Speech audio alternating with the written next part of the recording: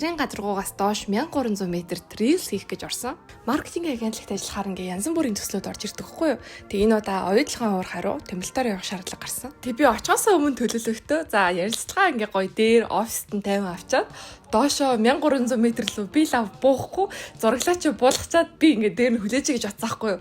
Тэгсэн чинь миний бодсон шиг ерөөсө болоогүй. Яагаад тэгэхээр ярилцлагын газар доор авах болоод тэгээ тэр ярьж байгаа юм би хянах хэвээр би менежер нь болохоор би буухаас өөр ямар ч аргагүй болсон заяа. Тэгээд ховь тавилантайгаа эвлэрээд хоолоо сайн идэж аваад буусан. Би нэг хэдхэн минут алхаал тэр газар доор яарж байгаа байхгүй юу. Гэтэл тэнд инженерүүд нь биеийн хүчний бас оюуны ажлыг ингээ хослуулад олон цагаар ажилладаг юм билээ. Миний нүдийг бүр аягүй нээсэн. Тэгээд офис ажил маань хэцүү байх гэж гомдолж ийснээсээ жоох ичсэн. Тийм болохоор буусан ч болсон байлээ. Тэгээд амьдралдаа нэг удаа хүний уур харуу ороод үзчихин гэдэг бол сонирхолтой санагдсан. Гэхдээ дээшээ буцаа гарсан чинь миний бие бүр амар муудаа толгой өвдөө дотор мухааргаад эмнэлэг орохоос өөр аргагүй болоод азар эмчийн бичиж өгсөн юм нь шууд үйлчлээд тэр өдөртөө гайг болсон. Тэгээд зураг авалт ямар ч хэцүү байсан.